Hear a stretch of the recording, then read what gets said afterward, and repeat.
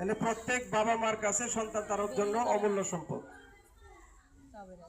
এবং সন্তানের মুখের হাসি, তার ছোঁয়া, কচি হাতের এই যে ছোট ছোট সন্তান আছে, এই মায়েদের মুখে যখন এইভাবে আলতোভাবে ছোঁয়া দেয় সন্তানটা, তখন মার কাছে যে আনন্দ হয়, জীবনে মনে হয় যে তার মায়ের কাছে এটাই তার জীবনের শ্রেষ্ঠ একটা অমূল্য পাওয়া।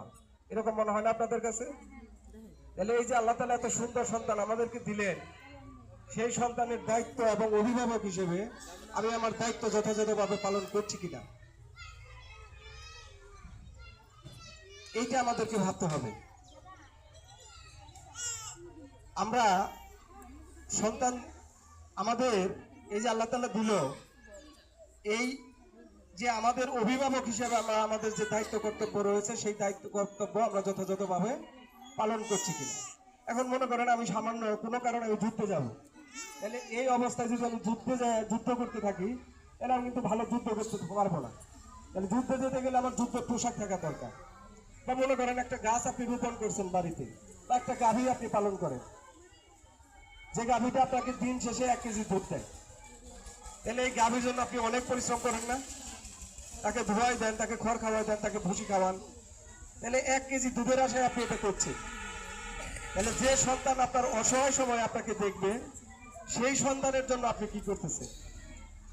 তো আমি একজন মায়ের সাথে, একজন মা স্কুলে, যে কোনো একটা স্কুলে, তো এই যে ক্যাম্পাসে এই যে কাগজ করে আছে না, এই যে কাগজ, এই কাগজ কুড়িয়ে বাইরে ঝুড়ি রাখা আছে, তো ওই মা কাগজটা কুড়িয়ে ওই ঝুড়িতে রাখলো। তখন আমি দেখে একটু কৌতূহল হলো আমার। তো আমি মাকে বললাম যে মা, আপনি এই কাগজটা কেন ঝুড়িতে রাখছেন? তখন ওই মা বলতেছে যে স্কুলটা আমার।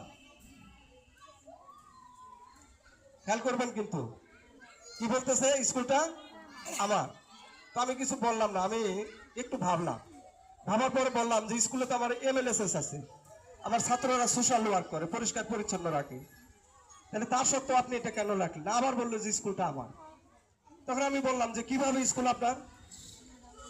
তখন বললো যে আমার সন্তান এখানে 9টা থেকে 4:30 পর্যন্ত থাকে, তাহলে স্কুল যদি ভালো থাকে তাহলে আমার সন্তান ভালো থাকবে। তাহলে একটু আপনাদের বিবেককে প্রশ্ন করুন তো, আপনি ওই অভিভাবক হতে পারছেন কিনা? আপনি ওইভাবে এই স্কুলটাকে আপনার মনে করেন কিনা? কারণ অনেক মা দেখি তারা মনে করে, আমাকে বলছে যে বাড়িতে থাকলে ডিস্টার্ব করে, কাজ করতে পারি না, স্কুলে গেলেই বাসি।